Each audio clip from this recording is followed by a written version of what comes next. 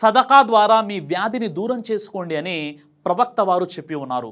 మనలో చాలామంది అనారోగ్యంగా ఉన్నప్పుడు వివిధ రకాలుగా ట్రీట్మెంట్ తీసుకుంటూ ఉంటారు, టెస్టులు చేయిస్తూ ఉంటారు, మాటి మాటికి హాస్పిటల్ చుట్టూ తిరుగుతూ ఉంటారు. కొంతమంది అయితే నిత్యం ఎప్పుడు కూడా అనారోగ్యంతోనే ఉంటారు. ఇలా ఉంటున్నటువంటి వారు ఒకసారి దైవ ప్రవక్త ముహమ్మద్ సల్లల్లాహు అలైహి వసల్లం వారు చెప్పిన విధంగా సదకా ఇచ్చేటటువంటి ప్రయత్నం చేయండి. మనం చూస్తూ ఉంటాం, హాస్పిటల్లో థియేటర్లో ఒక వ్యక్తికి ఆపరేషన్ జరుగుతుంది, ఆపరేషన్ సక్సెస్ కావాలని సదకా ఇవ్వడం జరుగుతుంది. మరి కొంతమంది పిల్లలు చాలా అనారోగ్యంగా ఉన్నప్పుడు పుట్టిన తర్వాత వారిని వెంటిలేటర్పై పెట్టడం, తర్వాత ఆక్సిజన్పై పెట్టడం, అలా చూసి కొంతమంది సదకా చెల్లిస్తుంటారు.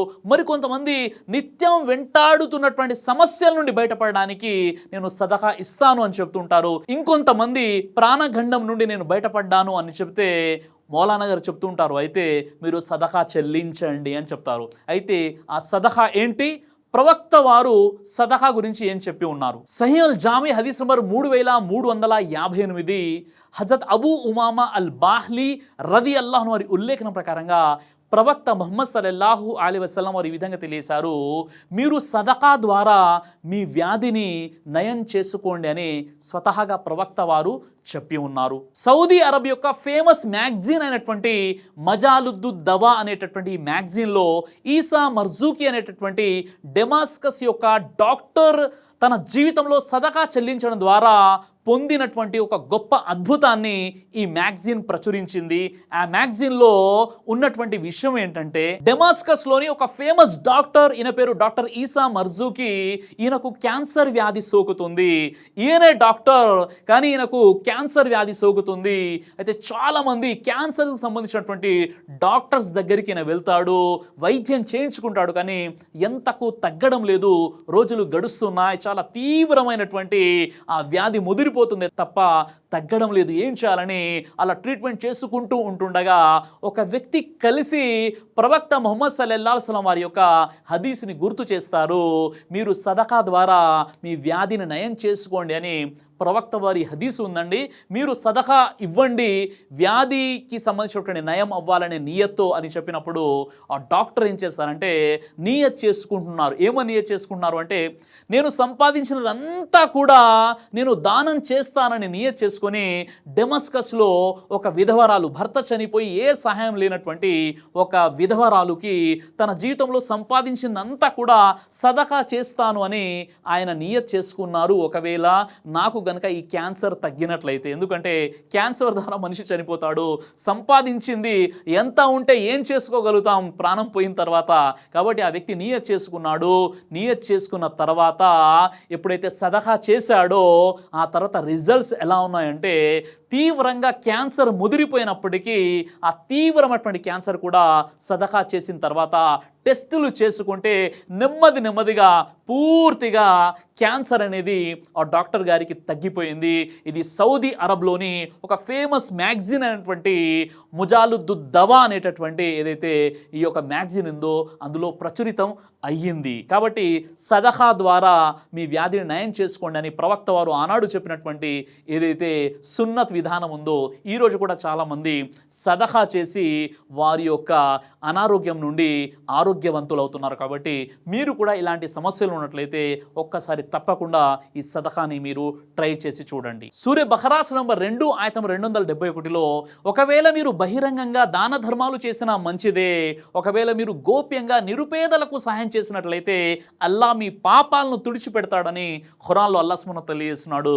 అయితే సదకా అనేది ఉన్నటువంటి సమస్యల్ని దూరం చేయడమే కాకుండా రాబోయే ఆపదల్ని కూడా కాపాడుతుంది. ఒకవేళ సదకా నియత్ చేసుకొని మీరు ఏదైనా నిరుపేదలకి మీరు సహాయం చేసినట్లయితే. సహీహ్ అల్ జామి హదీస్ నంబర్ 153లో ప్రవక్త ముహమ్మద్ సల్లల్లాహు అలైహి వసల్లం వారు ఈ విధంగా తెలియజేశారు, ఒక ఖర్జూరమైన మీరు దానం చేసి మిమ్మల్ని మీరు నరకాగ్ని నుండి కాపాడుకోండి అని ప్రవక్త వారు తెలియజేశారు. అయితే కొంతమంది ధార్మిక పండితులు సదకా గురించి చెప్పినటువంటి విషయాలు ఏమిటి అంటే, ఉదాహరణకి ఎవరైనా అనారోగ్యంగా ఉన్నారు, థియేటర్లో ఉన్నారు, ఆపరేషన్ అవుతుంది, అయితే ఆ నియత్తో వారికి సంబంధించినటువంటి వారు ఒక మేకను మదర్సాలో లేదా నిరుపేదలకి వారు దానంగా ఇవ్వాలి. వారి పేరు మీద, అంటే వారి పేరు నియత్తో ఆ యొక్క మేకను ఆ జంతువుని జుబా ఇచ్చేసి ఆ మదర్సాలో ఆ మాంసాన్ని పంచిపెట్టినట్లయితే లేదా నిరుపేదలకు ఇచ్చినట్లయితే తప్పనిసరిగా ఆ యొక్క సదహా అనేది స్వీకరించేటటువంటి అవకాశాలు ఉంటాయి. ఈ విధంగా కూడా చేయవచ్చు అని చాలామంది ధార్మిక పండితులు తెలియచేశారు. అయితే ఎవరైతే స్వతహాగా సదహా ఇస్తున్నారో ఆ సదహా ఇచ్చినటువంటి వ్యక్తి ఆ సదహా మాంసాన్ని తినకుండా అది నిరుపేదలకు పూర్తిగా పంచిపెట్టాలి. అందులో ఒక భాగాన్ని సదహా ఇచ్చేటువంటి వ్యక్తి ఎట్టి పరిస్థితుల్లో ఉపయోగించకూడదు. అయితే ఇక్కడ సదహా అంటే చాలా మంది ఒక మేకను లేదా గొర్రెను దానం చేస్తూ ఉంటారు. వారి పేరు మీద సంకల్పం చేసుకొని వారికి ఆరోగ్యం మంచిగా ఉండాలని, అనారోగ్యం నుండి వారికి స్వస్థత లభించాలని చెప్పేసి ఇలా నియత్ చేసుకొని మదర్సాలను పేదవారికో ఎక్కువగా జంతువులు మాత్రమే అంటే మేక లేదా గొర్రెల్ని జుబా చేస్తూ ఉంటారు. కానీ సదహా అంటే కేవలం జంతువుని బలిగా ఇవ్వడం లేదా జంతువుని దానం చేయడం మాత్రమే కాదు, మీరు డబ్బుని కూడా దానం చేయవచ్చు.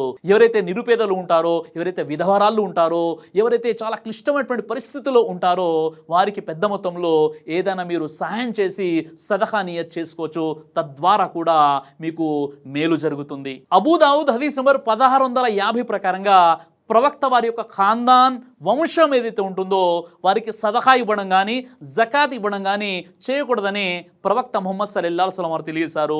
చాలామంది ధార్మిక పండితులు సయ్యద్ యొక్క సిల్సిలా ఏదైతే ఉందో సయ్యదులకు సదకా ఇవ్వకూడదని చాలామంది చెప్తుంటారు. అయితే ఇక్కడ సయ్యదులని కొంతమంది పేరుని జోడించుకున్నారే తప్ప రియల్గా వారి యొక్క సిల్సిలా వారి యొక్క పరంపర ప్రవక్త వారితో కలవనటువంటి వారు కూడా తమకు తాము సయ్యదులుగా చెప్పుకుంటున్నారు. ఇది చాలా పెద్ద పొరపాటు మరియు పాపం కూడా. తిర్మిజీ హదీస్ నంబర్ 2127 ప్రవక్త ముహమ్మద్ సల్లల్లాహు అలైహి వసల్లం వారు ఈ విధంగా తెలియజేశారు, ఎవరైతే తన వంశం పేరు మార్చుకుంటారో ఆ వ్యక్తి స్వర్గానికి వెళ్ళడు అని చెప్పారు. అంటే ఇంత పెద్దగా స్పందించడం జరిగింది. కాబట్టి మనకి ఏదైతే పేర్లు ఉన్నాయో, ఉదాహరణకి కొంతమంది షేకులు ఉంటారో వారు సయ్యదులుగా పిలువబడతారు. ఇది చాలా పెద్ద తప్పు. కొంతమంది సయ్యదులని చెప్పుకుంటూ ఉంటారు.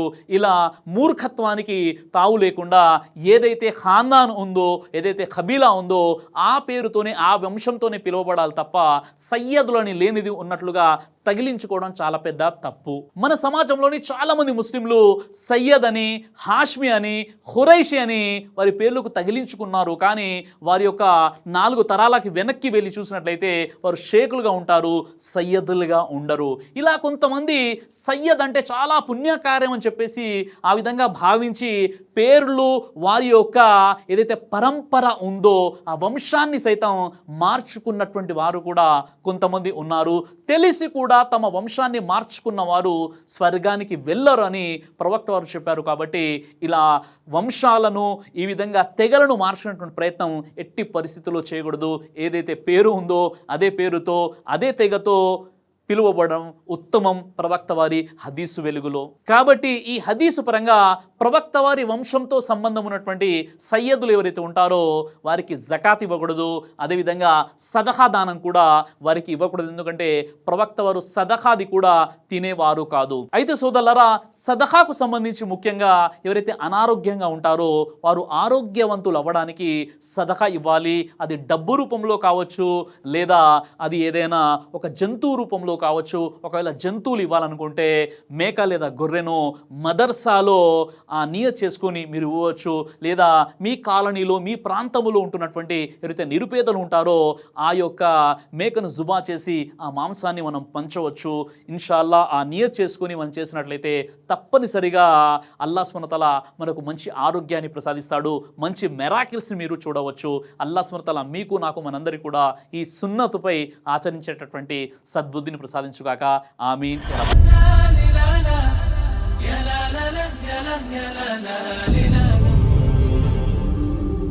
బ్రదర్ సిరాజ్ అని యూట్యూబ్ ఛానల్ని మీరు సబ్స్క్రైబ్ చేసినట్లయితే ఇన్షాల్లా దేవచిత్తం అయితే మీకు వీడియోస్ వస్తుంటాయి. అదేవిధంగా బ్రదర్ సిరాజ్ అనేటటువంటి ఫేస్బుక్ని కూడా లైక్ చేయడం వల్ల మీకు వీడియోస్ వస్తుంటాయి.